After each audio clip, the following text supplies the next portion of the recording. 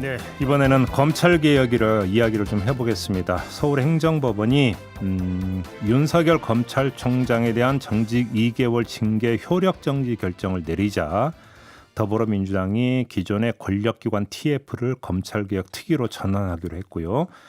검찰개혁 시즌2에 들어간다 이렇게 밝혔는데, 자, 국회 법사위 소속이죠. 더불어민주당 박주민 의원 연결해서 그 구체적인 계획 한번 이야기 나눠보도록 하겠습니다. 나와 계시죠, 의원님? 네, 안녕하십니까. 네, 일단 이전부터 좀 여쭤봐야 될 것 같습니다. 당 일각에서 윤석열 총장 탄핵 이야기를 하고 있는 것 같은데요. 네. 어떻게 보세요? 사실 뭐 어제 그제 저희 의원들이 모여 있는 대화방이 있어요. 네. 대화방에 이제 많은 글들이 올라오고 있는데 예. 이제 탄핵을 고민해야 된다라는 분들도 계셨고 네. 또 반면에 탄핵은 조금 신중해야 되는 것 아니냐 이런 의견들도 계속 올라오고 있는 상황입니다. 예. 그래요. 근데 지금 보도에 따르면 그 당의 대체적인 생각은 탄핵은 어렵다. 설령 한다더라도 헌재가 받아들이겠느냐 이런 의견이 다수다 이런 식으로 보도가 나오던데 맞습니까? 그러니까 신중론을 주장하시는 분들은 이제 말씀하신 대로 국회에서 의결만으로 탄핵이 이루어지는 것이 아니라 헌재에 가서 최종 결정을 받아야 되는데 네. 그 과정이 어떨지 잘 모르겠다라는 부분 하나하고 네. 지금 어떻게 보면 민생이라든지 다른 영역으로 이제 당이 정치력을 집중해야 되는 상황이지 않냐 예. 뭐 이렇게 얘기하시기도 하고 그렇습니다. 예. 근데 탄핵 관련해서 지금 그 행정법원의 결정문을 보면은 예를 들어서 판사 사찰 의혹 문건 같은 경우는 매우 부적절하다 이런 대목이 있는데 이런 게 이제 근거가 될 수 있다라는 판단인 건가요? 그러면? 네, 아무래도 이제 탄핵을 주장하시는 분들은 방금 말씀하셨던 대로 이제 판사 개인정보 수집 분석 네. 이 부분을 행정법원에서 윤석열 총장 측에 손을 들어주면서도 매우 부적절하다라는 평가를 내렸다는 점이라든지 네. 또는 채널A 사건 관련돼서 감찰방해의 경우엔 이름 소명도 있다 이렇게 봤던 부분 이런 것들이 중요한 것 아니냐 이미 헌법과 법률을 위반했다고 법원도 판단한 것 아니냐 예. 이렇게 보고 계시죠. 근데 이걸 의식해서 그랬는지는 모르겠습니다만 어제 윤석열 검찰 쪽 변호인이 입장을 내놨는데 바로 그 두 가지에 대해서 법원이 지금 그 윤석열 총장 쪽이 잘못했다고 판단 내린 건 아니다. 추가 소명이 필요하다고 했을 뿐이다. 이런 식으로 주장을 했던데 이건 어떻게 받아들이세요? 그러니까 결정문에 보면은 아까 말씀드렸던 대로 채널 A 사건의 감찰방해의 경우에는 이름 소명이 되었다고 보지만 뭐 본안에서 좀 다툴 필요가 있다. 네네네. 여기서 다툰다는 거는 판사가 이제 보기에 불분명한 부분인데 그 부분이 이제 소명이 더 돼야 된다라고 하는 거죠. 그러니까 감찰방해라는 것이 없었다 이렇게 보는 건 아니고요. 예. 그 다음에 이제 그 판사 개인정보 수집 같은 경우도 매우 부적절하다고 보면서 이제 좀 더 소명이 돼야 된다는 부분은 이게 진짜 일회성으로 작성된 건지 아니면 상시적으로 작성된 건지 예. 사용된 용처가 어딘지 이런 부분은 더 짚어봐야 된다라는 것이거든요. 그러니까 뭐 판사의 개인정보 수집 자체가 문제가 없다 이렇게 본 건 또 아니에요. 그러니까 윤석열 총장 측 변호인이 얘기한 거하고는 좀 다르죠. 예. 그래요. 알겠습니다. 자, 그러면 지금 윤석열 총장에 대한 탄핵은 지금 안에서 의견이 갈리고 있는데 그러면 수사권과 기소권을 완전히 분리하는 방안에 대해서 별로 이견이 없습니까? 당 안에서? 사실 이제 수사권과 기소권을 분리하는 문제는요. 네. 굉장히 오랫동안 논의가 되었던 겁니다. 그러니까 공수처 설치보다 훨씬 더 역사가 긴 논의예요. 예. 그리고 20대 국회 때도 사실은 수사와 기소가 완전히 분리되어야 된다는 점은 공감대를 이뤘지만 한꺼번에 그렇게 가기가 어려우니까 네. 중간 단계로 일부 수사는 검찰이 그대로 하고 네. 나머지 수사는 이제 경찰이 하자라는 식으로 조정이 됐었던 거죠. 예. 그렇기 때문에 이 문제에 대해서는 뭐 원래부터 공감을 많이 이루고 있었던 문제다 이렇게 보시면 될 것 같습니다. 이미 방향은 정해진 거다 이런 말씀이신가요? 네네네. 근데 지금 뭐 예를 들어서 보수 언론 이런데 오늘 나온 보도를 보면은 아니 검경 수사권 조정안 뭐 합의 본 게 언젠데 그리고 시행은 내년부터 시행이 되는데 또 바꾸라는 얘기냐? 이거 너무 감정적으로 대응한 거 아니냐? 이런 식으로 그러니까 비판하던데 어떻게 받아들이십니까?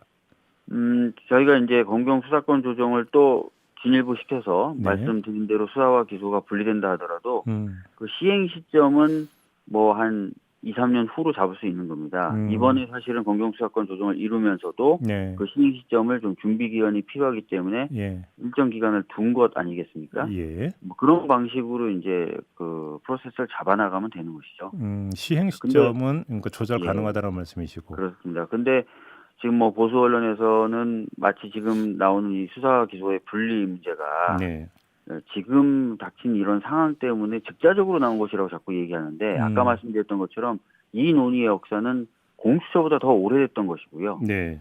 다시 한번 강조하지만 20대 국회 때도 그 방향으로 가는 것이 맞다. 다만 현실적으로 중간 단계 한번 짧게라도 거칠 필요가 있다라고 봤던 것이라는 점을 말씀드리겠습니다. 그러면 시행 시점은 뭐 2, 3년 뒤로 조절을 한다 하더라도 입법 시점은 또 따로 그러니까 잡아야 되는 거 아니겠습니까? 그 타임은 언제라고 보세요?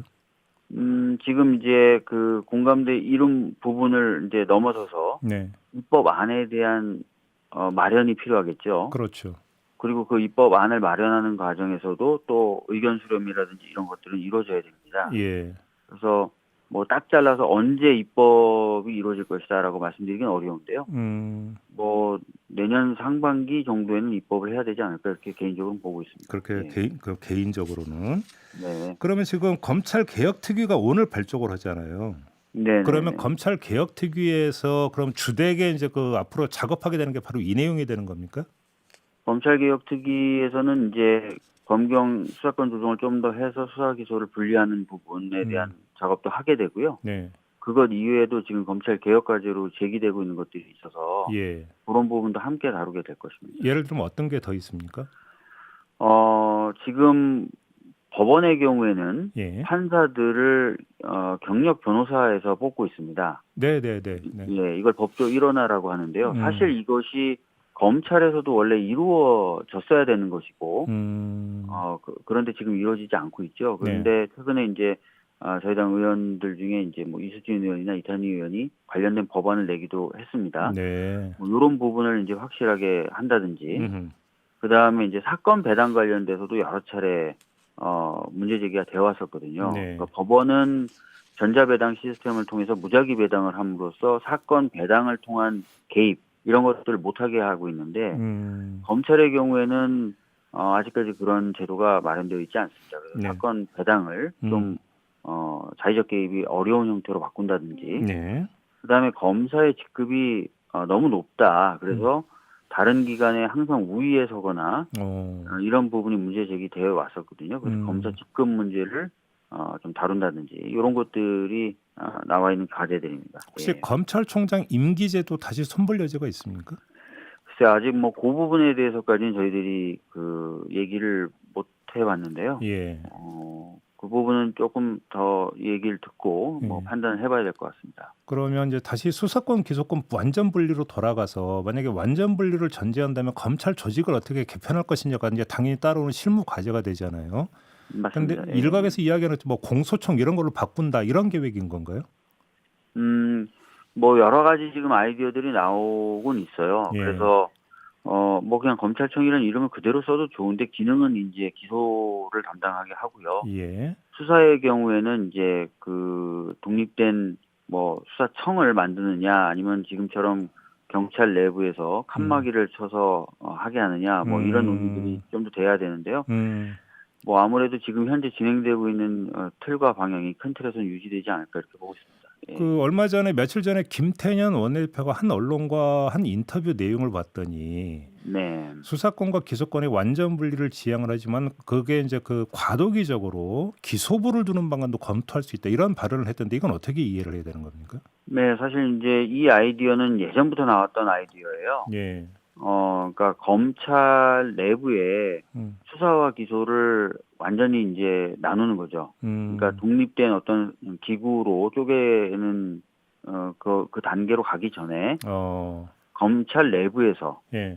수사를 담당하는 부서와 기소를 담당하는 부서를 완전히 나눠서 서로 기관 내부에서 견제하도록 만드는 방법도 과도기적으로 고민해 볼 수 있는 방안이다. 이런 얘기들이 나오고 있습니다. 잠깐만 예. 그러면 지금 그 방안은 현행 예. 이제 그 지금 검경 수사권 조정 방안에 따르면 6개에 대해서는 검찰이 직접 수사를 할 수 있도록 했잖아요. 맞습니다. 예. 그러면 그 6개 항목에 대해서 수사를 하는 검사를 따로 두고 그럼 그 수사 결과를 받아서 기소를 할지 말지를 또 다른 검사가 검토를 한다 이런 구상인 건가요? 그러면? 네, 맞습니다. 사실은 이제 현재 검찰 내부에도요. 네. 비슷한 제도들이 좀 운영이 되고 있습니다. 그래서 예. 뭐 예를 들어서 뭐 수사에 대해서 어떤 결과가 나왔을 때 그것을 바로 기소로 연결되지 않고 한번 점검을 받게 하는 제도들을 계속 두고 있거든요. 네. 네, 근데 그런 것들을 좀 더 이제 명확하게 해서 아예 수사를 하는 팀하고 기소를 하는 팀을 나눠 가지고 예. 서로 이제 좀 견제하도록 만드는 것 이런 것들을 좀 과도기적 대안으로 또 고민해 보자라는 이야기들이 나오고 있습니다. 근데 요번에 일련의 과정에서 좀 그 사람마다 관점은 다를 수 있겠습니다만 보기에 따라서는 검찰총장은 한 명 아니겠습니까? 네, 그러면 네, 기소부 검사도 검찰총장의 지휘를 받고 수사부 검사도 검찰총장의 지휘를 받을 텐데 결국은 네. 검찰총장 한 명에 의해서 다시 좌지우지되는 것은 바뀌지 않는 것 아니냐 이런 이야기가 나올 수도 있는 거 아니겠습니까? 그러니까 만약에 검찰 내부의 균형을 이렇게 이원적으로 갈 거면 네. 총장의 어떤 지휘 부분이라든지 총장의 감독 부분이라든지 이런 것도 일정 조정은 가능하겠죠. 예. 그것도 조정이 가능하다. 네. 그렇군요. 지금 검찰 개혁에 대해서만 여쭤봤는데 지금 우리 사회 일각에서는 그 법원과 관련해서 배심원제 도입 이야기가 나오던데 이건 어떻게 받아들이세요? 지금 우리 헌법이요. 법관에 의한 재판 받을 권리를 보장한다라고 되어 있습니다. 그래서 미국처럼 사실관계 판단까지 이제 배심원들에 의해서 이루어지는 경우에는 네. 이 헌법 조항의 해석의 여부에 따라서는 위헌성 시비가 있을 수 있습니다. 그런가요? 예, 그래서 그런 부분에 대해서는 조금 더 검토가 필요할 것 같습니다. 지금 위헌성 말씀하시니까 하나만 더 점검을 할게요. 수사권과 기소권을 완전히 분리해서 수사권을 경찰이 넘긴다고 전제하고 드리는 질문인데요. 네네네. 수사 과정에서 영장 청구는 필수 아니겠습니까? 네, 근데 맞습니다. 지금 우리나라 헌법에 영장 청구권이 검사한테 있다. 그래서 이게 완전한 분리가 되려면 헌법이 개정되는데 이런 주장이 나오는 것 같은데 이건 어떻게 봐야 되는 겁니까? 아닙니다. 이게 뭐 수사와 기소가 분리돼서 그 형사 절차가 진행되는 그런 제도적 시스템을 갖고 있는 나라들도요. 네. 영장에 관해서는 이제 기소를 담당하는 검찰들이 이제 체크하게 되어 있습니다. 그래서 네. 그런 걱정은 안 하셔도 될 것 같습니다. 네. 그건 헌법 개정사항은 아니다. 네네네. 계속해서 이제 뭐 검사가 영장을 청구하면 되는 것이죠. 그런데 그것이 오히려 지금 어떻게 보면은 수사를 어차피 기소하는 쪽에서 견제해야 되거든요. 견제하는 하나의 방편이 될 수 있습니다. 네. 그래요. 알겠습니다. 그러면 이제 검찰 개혁 특위에서 이제 바로 이런 것들을 다 모아서 이제 검토를 해서 종합안을 도출을 한다 이렇게 생각하면 되는 건가요? 네, 여러 가지 이제 의견들을 저희가 듣겠죠. 예. 그 크리스마스 당일인가요? 그 이낙연 대표하고 그 당 소속 법사위원들이 그 만났던 걸로 제가 알고 있는데 혹시 이 자리에서 그럼 일정표나 이런 것도 좀 얘기가 됐습니까? 일정표까지 얘기를 하지는 않았고요. 네. 방금 말씀드렸던 것처럼 이제 권력기구 개혁 TF를 검찰 개혁 특위로 전환한다. 되도록이면 빨리 출범을 해야 되니까 월요일이라도 출범할 수 있게 하자. 네. 뭐 이런 얘기들이 됐을 정도입니다. 그렇게. 지금 그 오늘 일제히 조간이 보도한 게 개각이 빠르면 내일 이루어질 수도 있고 추미애 장관도 조기 사퇴할 거다 이런 보도가 나오고 있는데 의원님도 그렇게 파악하고 있습니까? 글쎄요. 제가 뭐 그 부분에 대해서 뭐 듣거나 알고 있는 것은 없고요. 예. 그래서 뭐 딱히 지금 말씀드릴 건 없네요. 다수 언론은 지금 박범계 의원이 법무장관으로 기용될 거다 이렇게 지금 전망을 하고 있던데. 뭐 애초부터 박범계 의원님이나 서병철 의원님이 많이 좀 거론되고 있는 것 같아요. 예. 그런데 뭐 정확한 내용은 저도 모르겠습니다. 알겠습니다. 자, 공수처장 후보 추천위원회가 오늘 열리지 않습니까?